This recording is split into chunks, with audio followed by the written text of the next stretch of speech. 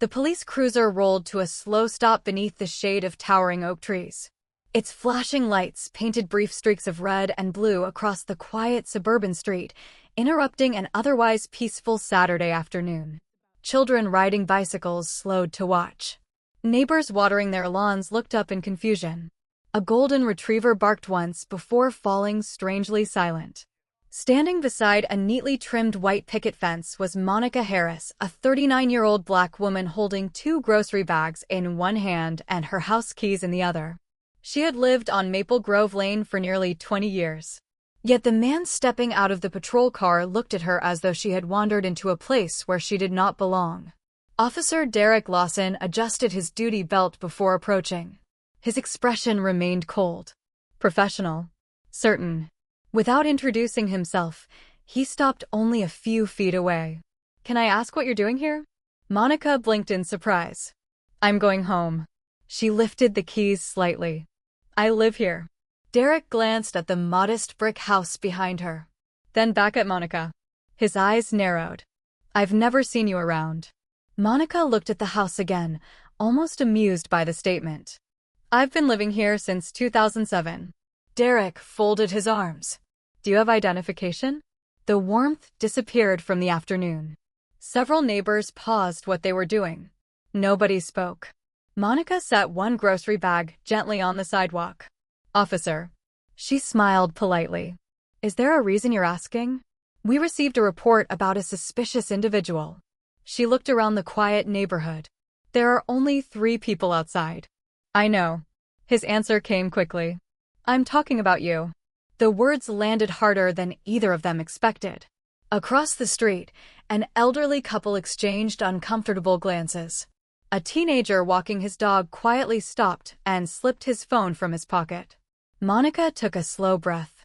She had experienced moments like this before. Different cities, different stores, different uniforms. Always the same question hidden beneath different words. "Why are you here?" She refused to let frustration shape her voice. "My driver's license has my address." She reached carefully toward her purse. Derek immediately raised a hand. "Don't." She froze. "I'll tell you when to move." A heavy silence settled over the street. Monica slowly lowered her hand. "Officer, my groceries are getting warm. I'm just trying to go inside my own home." Instead of answering, Derek stepped closer. "You can do that after I verify who you are." On the far side of the neighborhood park, another man had already noticed the exchange. Ethan Cole, 44 years old, former Navy SEAL, now living a quiet civilian life after more than 2 decades of military service. Walking beside him was Rex, a powerful retired military working dog whose calm discipline matched Ethan's own. Neither of them had intended to become involved in anyone else's afternoon. Rex suddenly stopped walking. His ears lifted, his eyes fixed toward Maple Grove Lane. Ethan followed the dog's gaze. From nearly 50 yards away, he could hear the unmistakable tone in the officer's voice. Not loud, not violent, just unnecessarily aggressive. Years of military experience had taught Ethan something simple. Conflict rarely began with shouting. It began the moment one person stopped seeing another as human. He rested a gentle hand on Rex's head. "Easy, buddy." But Rex didn't move. His attention remained fixed on the woman standing beside the white fence. Back on the sidewalk, Monica quietly looked into Officer Lawson's eyes. She wasn't afraid. She wasn't angry. Only tired. Tired of having to prove she belonged in places she had helped build. Then Derek spoke the sentence that caused every nearby conversation to stop. "You don't look like someone who lives in this neighborhood." No one moved. Not the neighbors. Not Monica. Not even the wind. And 50 yards away, Ethan Cole began walking toward them, unaware that the next few minutes would change all of their lives forever. The police cruiser rolled to a slow stop beneath the shade of towering oak trees. Its flashing lights painted brief streaks of red and blue across the quiet suburban street, interrupting an otherwise peaceful Saturday afternoon. Children riding bicycles slowed to watch. Neighbors watering their lawns looked up in confusion. A golden retriever barked once before falling strangely silent. Standing beside a neatly trimmed white picket fence was Monica Harris, a 39-year-old black woman holding two grocery bags in one hand and her house keys in the other. She had lived on Maple Grove Lane for nearly 20 years. Yet the man stepping out of the patrol car looked at her as though she had wandered into a place where she did not belong. Officer Derek Lawson adjusted his duty belt before approaching. His expression remained cold, professional, certain. Without introducing himself, he stopped only a few feet away. "Can I ask what you're doing here?" Monica blinked in surprise. "I'm going home." She lifted the keys slightly. "I live here." Derek glanced at the modest brick house behind her, then back at Monica. His eyes narrowed. "I've never seen you around." Monica looked at the house again, almost amused by the statement. "I've been living here since 2007. Derek folded his arms. "Do you have identification?" The warmth disappeared from the afternoon. Several neighbors paused what they were doing. Nobody spoke. Monica set one grocery bag gently on the sidewalk. "Officer." She smiled politely. "Is there a reason you're asking?" "We received a report about a suspicious individual." She looked around the quiet neighborhood. "There are only 3 people outside." "I know." His answer came quickly. "I'm talking about you." The words landed harder than either of them expected. Across the street, an elderly couple exchanged uncomfortable glances. A teenager walking his dog quietly stopped and slipped his phone from his pocket. Monica took a slow breath. She had experienced moments like this before. Different cities, different stores, different uniforms. Always the same question hidden beneath different words. "Why are you here?" She refused to let frustration shape her voice. "My driver's license has my address." She reached carefully toward her purse. Derek immediately raised a hand. "Don't." She froze. "I'll tell you when to move." A heavy silence settled over the street. Monica slowly lowered her hand. "Officer, my groceries are getting warm. I'm just trying to go inside my own home." Instead of answering, Derek stepped closer. "You can do that after I verify who you are." On the far side of the neighborhood park, another man had already noticed the exchange. Ethan Cole, 44 years old, former Navy SEAL, now living a quiet civilian life after more than 2 decades of military service. Walking beside him was Rex, a powerful retired military working dog whose calm discipline matched Ethan's own. Neither of them had intended to become involved in anyone else's afternoon. Rex suddenly stopped walking. His ears lifted, his eyes fixed toward Maple Grove Lane. Ethan followed the dog's gaze. From nearly 50 yards away, he could hear the unmistakable tone in the officer's voice. Not loud, not violent, just unnecessarily aggressive. Years of military experience had taught Ethan something simple. Conflict rarely began with shouting. It began the moment one person stopped seeing another as human. He rested a gentle hand on Rex's head. "Easy, buddy." But Rex didn't move. His attention remained fixed on the woman standing beside the white fence. Back on the sidewalk, Monica quietly looked into Officer Lawson's eyes. She wasn't afraid. She wasn't angry. Only tired. Tired of having to prove she belonged in places she had helped build. Then Derek spoke the sentence that caused every nearby conversation to stop. "You don't look like someone who lives in this neighborhood." No one moved. Not the neighbors. Not Monica. Not even the wind. And 50 yards away, Ethan Cole began walking toward them, unaware that the next few minutes would change all of their lives forever. Officer Derek Lawson had worn a badge for nearly 18 years. To most people in Maple Grove County, he looked exactly like the kind of officer they expected to see, his uniform perfectly pressed, his boots polished until they reflected sunlight, and his reputation built on years of making arrests and answering emergency calls without hesitation. His supervisors described him as dependable. His fellow officers called him experienced. But experience and wisdom were not always the same thing. Over the years, Derek had developed a dangerous habit. He trusted his instincts more than evidence. He believed he could tell who belonged and who did not within seconds of seeing a person. Most of the time, no one questioned him. Authority had a way of silencing doubt. That Saturday afternoon had begun with a routine dispatch. A suspicious individual reported lingering in Maple Grove Lane. The anonymous caller had offered almost no useful description. Only one sentence stood out. Asterisk, she doesn't look like she belongs here. Asterisk, instead of questioning the vague report, Derek accepted it as fact before he even arrived. By the time he parked his cruiser beneath the old oak trees, his mind had already reached a conclusion. Everything afterward became an attempt to confirm what he believed. Not what was true. What he expected to find. Standing a few feet away, Monica Harris remained remarkably composed.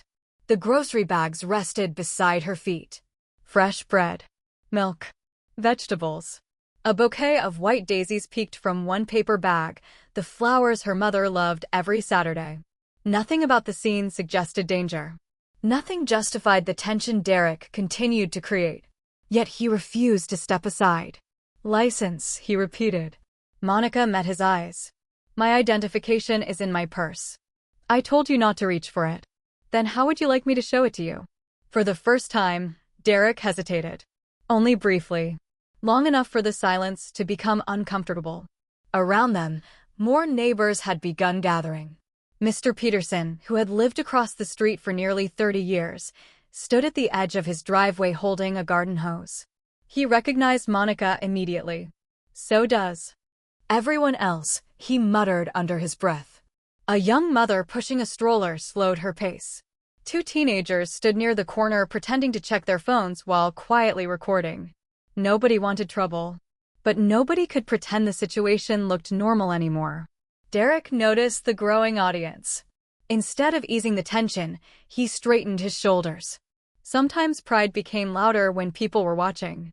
Ma'am, he said firmly, until I verify your identity, you're being temporarily detained. Several neighbors exchanged shocked looks. Monica frowned. Detained? For what crime? I'm conducting an investigation. Based on what? The complaint we received. What complaint? Derek avoided the question. You fit the description. Monica glanced slowly down at herself. Comfortable jeans. A navy blue sweater. Flat shoes. 2 bags of groceries. She looked less like a criminal than someone preparing dinner for her family. What exactly is the description? She asked quietly. Derek's jaw tightened. I don't have to explain an active investigation. His words carried the weight of legal authority. But beneath them lay something far weaker. Assumption. Across the park, Ethan Cole continued walking toward the growing crowd. Rex remained unusually alert. The retired military dog moved with measured confidence, his amber eyes locked on the officer's posture rather than the woman he confronted. Dogs notice tension differently than people. Not through words. Through breathing. Heartbeat. Movement. Rex sensed imbalance. Ethan did too. Years in combat zones had taught him that confidence sounded different from control. The officer wasn't controlling the situation. He was escalating it. Back on the sidewalk, Monica slowly inhaled before speaking again. She kept her voice steady enough for everyone nearby to hear. Officer Lawson. She glanced briefly at the name stitched across his uniform. I've answered every question respectfully. I've told you my address. My neighbors know me. My home is right behind me. She paused, then asked the question that hung over the entire street. Am I being detained because I've broken the law? Or because you don't believe someone who looks like me could live here? The neighborhood fell completely silent. Even Derek didn't answer. Because for the first time since stepping out of his patrol car, he realized everyone else was waiting to hear it too. The silence lingered after Monica's question. No one on Maple Grove Lane seemed willing to breathe. Children who had been laughing only moments earlier stood motionless beside their bicycles. A lawn sprinkler continued its slow rhythm, spraying arcs of water across freshly cut grass, the gentle sound almost painfully ordinary against the tension filling the street. Officer Derek Lawson stared at Monica without answering. His jaw tightened. His fingers rested near the radio clipped to his shoulder. The confidence he had displayed minutes earlier had begun to crack, not because Monica had raised her voice, but because she hadn't. She had remained calm, respectful, precise, the kind of composure that left very little room for excuses. Finally, Derek spoke. I'm asking the questions here. Monica nodded slightly. I understand. But you still haven't answered mine. Another uncomfortable pause. The neighbors watched carefully. Nobody interrupted. Nobody wanted the situation to become worse. Yet everyone understood something important was unfolding. Derek took one step closer. I need you to place your grocery bags on the ground. They're already on the ground, I said completely. Without arguing, Monica gently pushed the bags another few inches away from her feet. The bouquet of white daisies slipped from one bag and landed softly on the sidewalk. Several petals scattered across the concrete. Monica glanced at them for only a second. Her mother had been waiting for those flowers. She wondered if they would still look beautiful by the time she finally made it inside.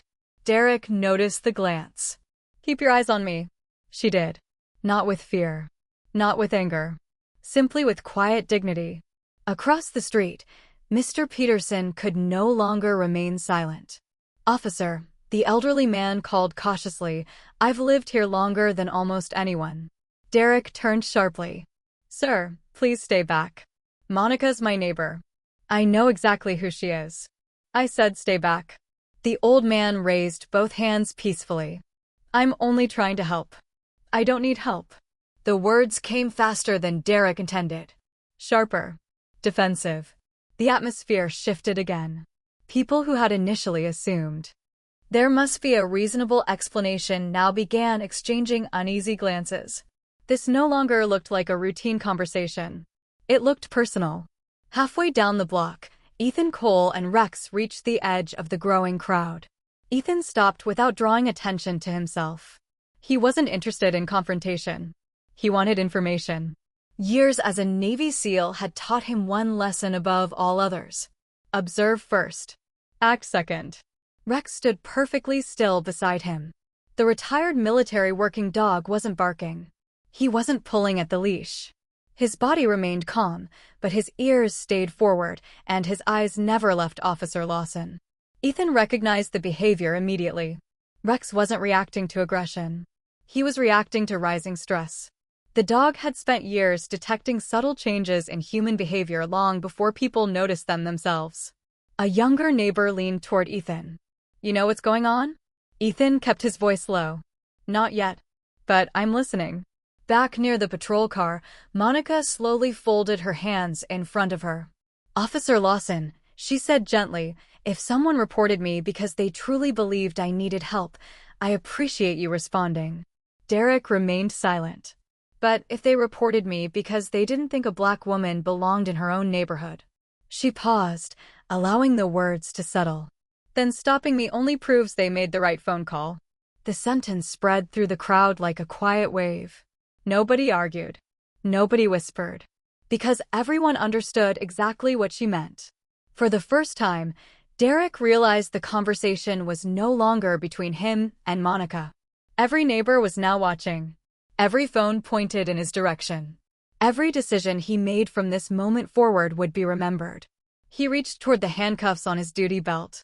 The metallic click echoed through the afternoon. Gasps rippled across the street. Even Mr. Peterson took an involuntary step forward. Rex immediately stiffened. Ethan's expression changed for the first time since arriving. His calm blue eyes narrowed. He had seen that movement before. Too many times. And deep inside, he knew one thing with absolute certainty. If those handcuffs closed around an innocent woman, he would no longer remain just another witness. The sharp metallic click of Officer Derek Lawson's handcuffs echoed across Maple Grove Lane. For a brief second, everything else disappeared. The laughter of children. The hum of passing cars. Even the birds nesting in the towering maple trees seemed to fall silent. Every eye remained fixed on the silver cuffs hanging from Derek's hand. Monica Harris didn't move. She looked down briefly before lifting her eyes to meet the officers. There was no panic. No pleading. Only disappointment. I haven't resisted you, she said quietly. I haven't threatened you. I haven't even raised my voice. Derek answered with practiced authority. I need you to place your hands behind your back. A murmur swept through the growing crowd. Mr. Peterson stepped off his driveway again. Officer, this has gone far enough. Without taking his eyes off Monica, Derek raised one hand. Sir, step back. She's done nothing wrong. I said step back. The old man reluctantly stopped, but the pain on his face was unmistakable. He had watched Monica grow into the woman she had become. He remembered when she moved into the neighborhood with her aging mother. He remembered helping repair the porch after a spring storm. He remembered Monica bringing homemade soup after his wife underwent surgery. Seeing her treated like a criminal felt deeply personal. Across the street, more phones were now recording. A teenage girl whispered to her friend, "This isn't right." Her friend nodded silently. No one disagreed. Monica slowly exhaled. "If you're placing me under arrest." She paused. "Please tell me what law I've broken." Derek's expression remained rigid. "You'll have an opportunity to ask questions later. So you don't know." I said put your hands behind your back. The words came louder this time. Sharper. Less controlled. Monica closed her eyes for only a heartbeat.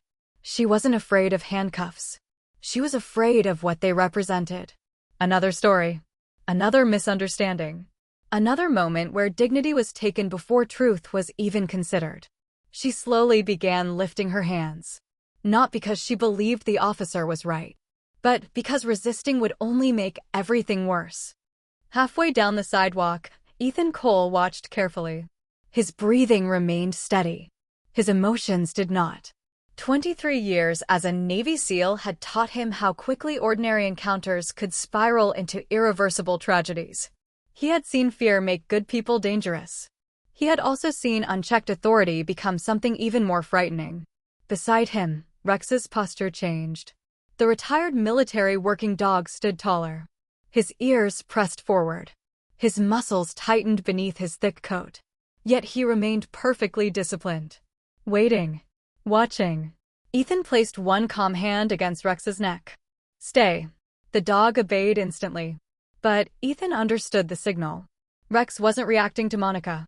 He was reacting to escalating human stress. The same subtle changes the dog had once detected during combat patrols now unfolded on an ordinary American street. A quickened heartbeat. Rigid movements. Shorter breathing. Tiny signs invisible to most people. Ethan looked beyond Derek. He noticed the body camera attached to the officer's chest. The small green light was blinking. Still recording. Good. Truth was often strongest when it didn't rely on memory. It relied on evidence. Back near the patrol car, Monica gently placed her grocery receipt on top of one paper bag before turning toward Derek. "If these handcuffs make you feel safer." She spoke softly enough that the crowd leaned in to hear. "Then I'll cooperate." She slowly moved her hands behind her back. The white daisies lay crushed beside her shoes. A cool afternoon breeze carried several loose petals across the sidewalk. No one spoke. Even Derek seemed momentarily unsettled by how calmly she accepted the humiliation. He reached forward. The handcuffs were only inches from Monica's wrists. Then something unexpected happened. Rex barked. Just once. Deep. Powerful. Controlled. Every head turned. Including Derek's. For the first time since stepping out of his patrol car, his attention shifted away from Monica. Standing at the edge of the crowd was a tall man in a simple gray t-shirt and jeans, one hand resting lightly on the leash of a magnificent German shepherd. He didn't wear a uniform. He didn't display a weapon. He didn't raise his voice. But there was something about the way he carried himself that immediately changed the atmosphere. Calm. Confident. Unshakable. Ethan Cole took one measured step forward. Then another. He stopped several feet away from the officer and spoke with the quiet certainty of a man who had spent his life making difficult decisions. "Officer." His voice was calm enough to silence the entire street. "Before you put those handcuffs on her, I'd like to ask you one very important question." Officer Derek Lawson slowly turned toward the man who had just spoken. The entire street seemed to pause with him. The afternoon breeze drifted through the maple trees, carrying a handful of white daisy petals across the sidewalk. Somewhere in the distance, a lawn mower shut off, leaving an almost unsettling silence behind. Ethan Cole stood calmly at the edge of the crowd. A faded gray t-shirt stretched across broad shoulders that years of military service had never quite relaxed. His jeans were ordinary. His running shoes were dusty from the park trail. Nothing about his appearance announced authority. Yet something about his presence demanded attention. Beside him, Rex stood perfectly still. The retired military working dog neither barked nor growled again. His amber eyes remained fixed on Officer Lawson, his posture alert but disciplined. Ethan spoke in the same calm voice.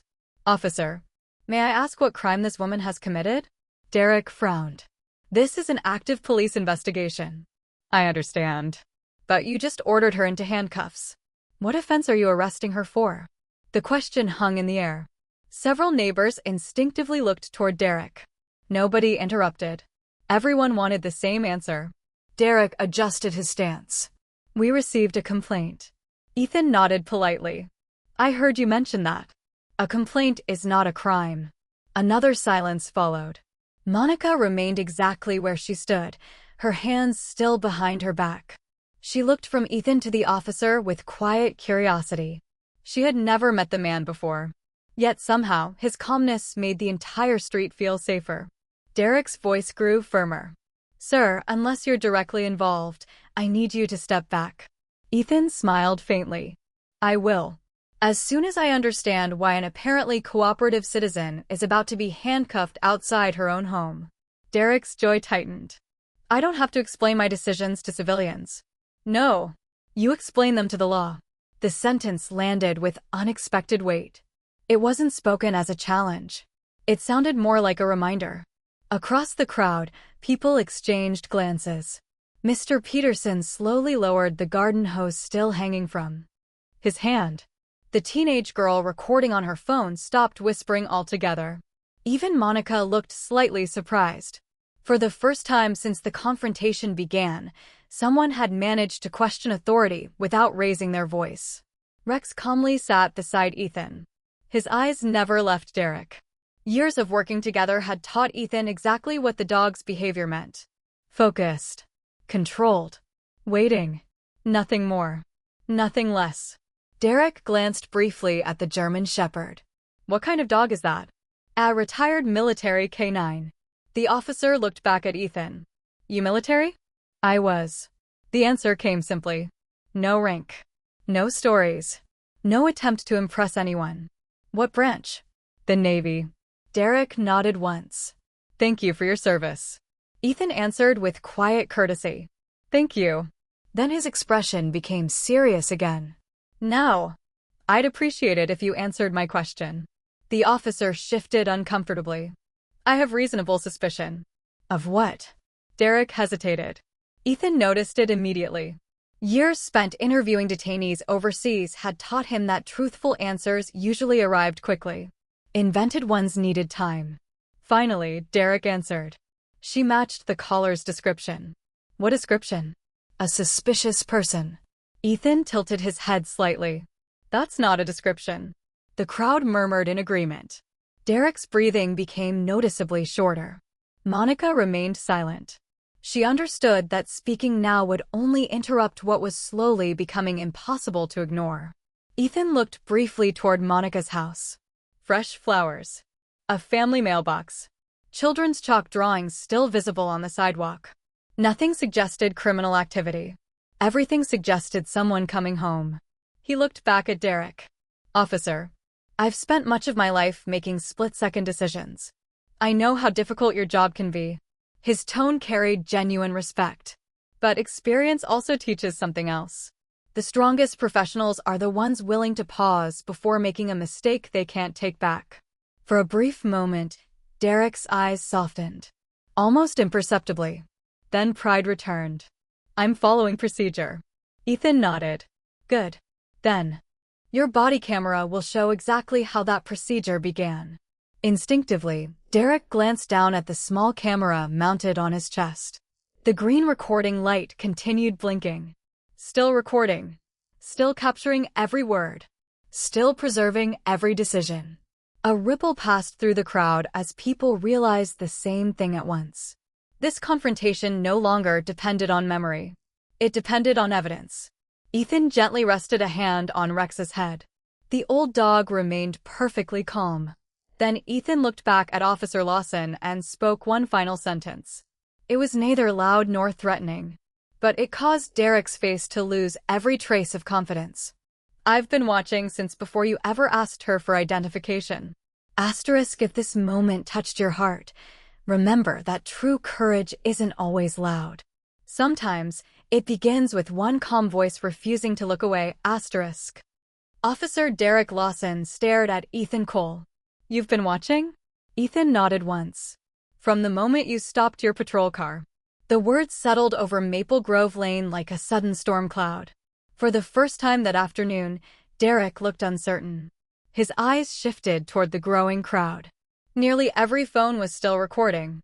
Nearly every neighbor remained exactly where they had been standing. No one was shouting. No one was interfering. They were simply watching. Watching the truth unfold. Derek cleared his throat. Sir, unless you're prepared to give a formal statement, I need you to step away. I'll gladly give one. Ethan's voice remained calm. And I'm sure your body camera will give one too. Instinctively, Derek looked down at the blinking green light on his chest once again. Still recording. Every word. Every command. Every hesitation. He suddenly became aware that this encounter no longer belonged only to him. It belonged to evidence. Monica slowly lowered her eyes toward the crushed white daisies lying beside her shoes. She still hadn't moved. Her hands remained behind her back, exactly as she had been instructed. Not because she accepted humiliation. Because she refused to become the excuse someone else was looking for. Ethan took another slow step forward. I've worked with law enforcement all over the world. I respect the badge. I respect difficult decisions. He paused. But respect doesn't mean silence. His words carried no anger. Only conviction. The law gives officers authority. It doesn't give anyone permission to forget another person's dignity. The neighborhood remained completely still. Even Derek's breathing had become noticeably heavier. Before he could answer, another voice interrupted from behind the crowd.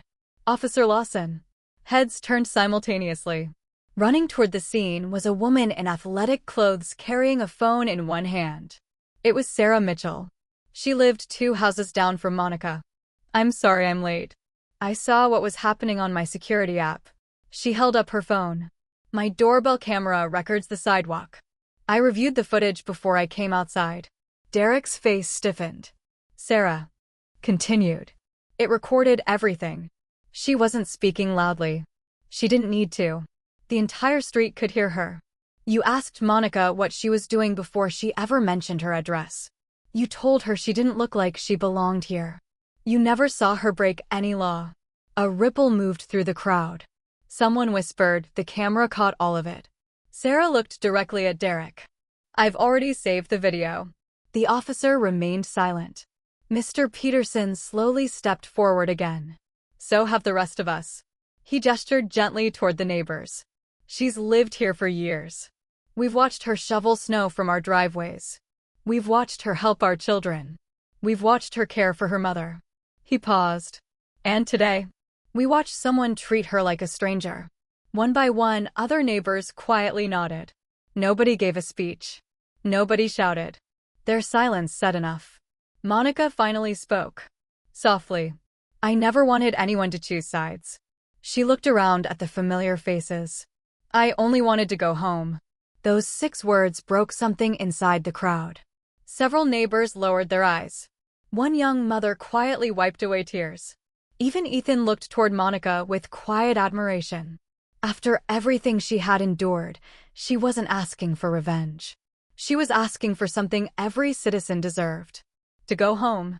At that exact moment, another police SUV turned onto Maple Grove Lane. The vehicle stopped behind Derek's cruiser. Out stepped Captain Daniel Brooks, the evening watch commander. His expression immediately sharpened as he took in the scene. Multiple neighbors.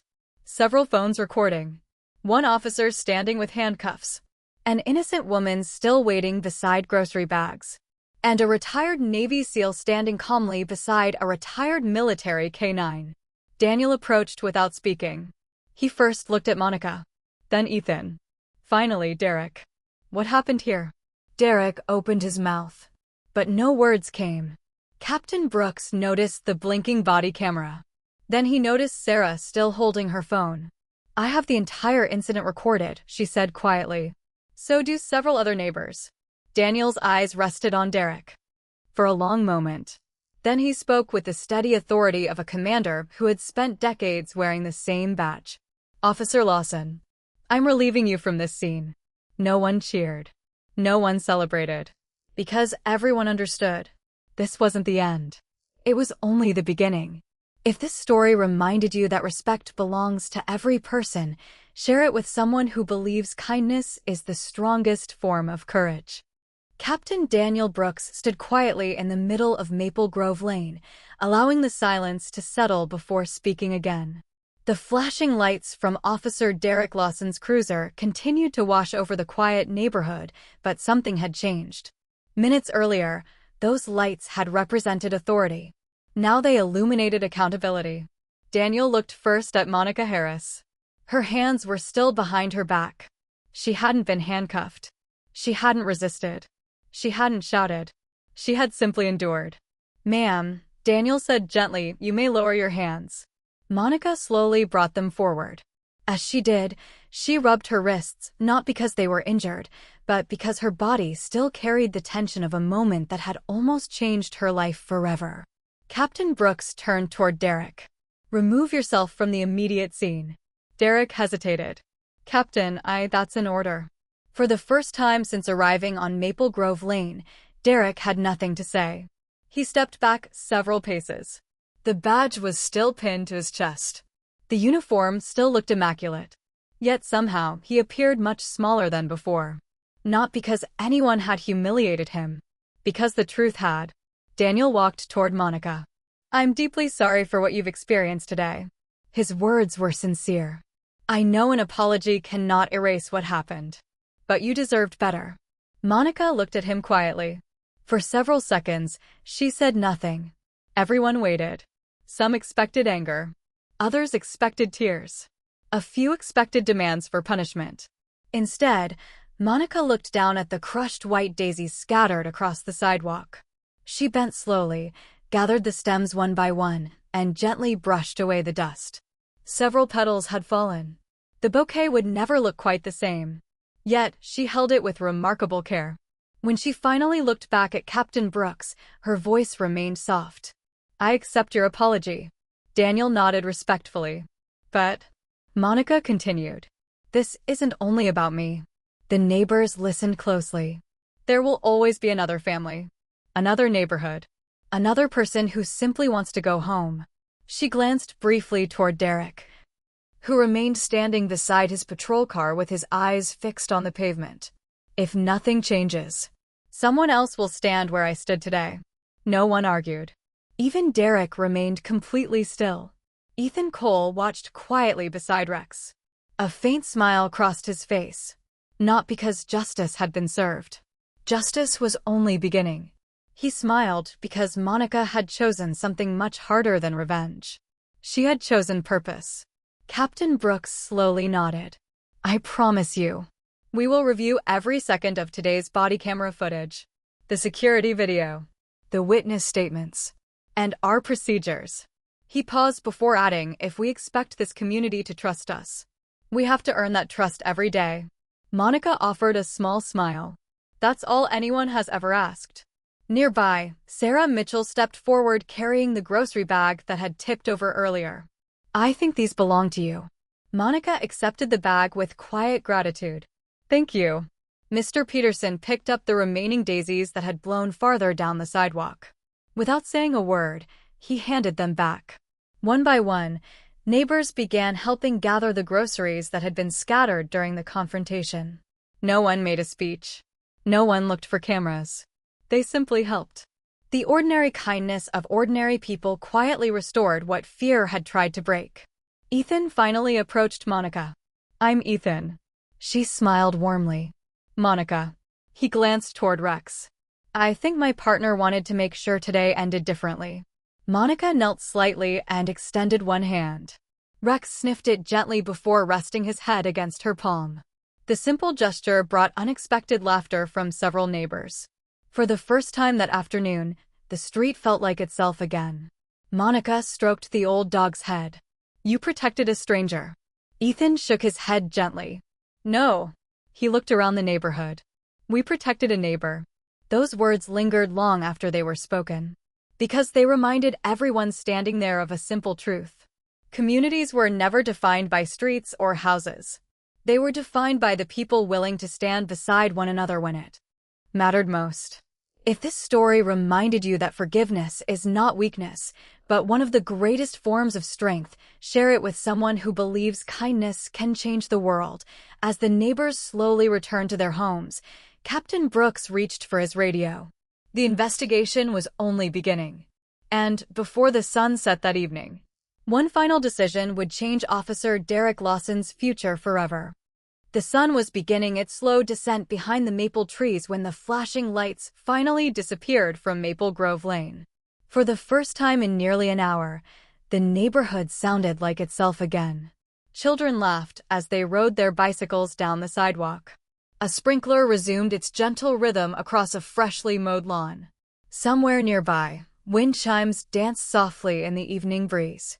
Life moved forward. But no one who had stood on that street would ever forget what had happened there. Monica Harris carried her groceries through the front door of the house she had called home for almost 2 decades. The familiar scent of lavender drifted through the hallway.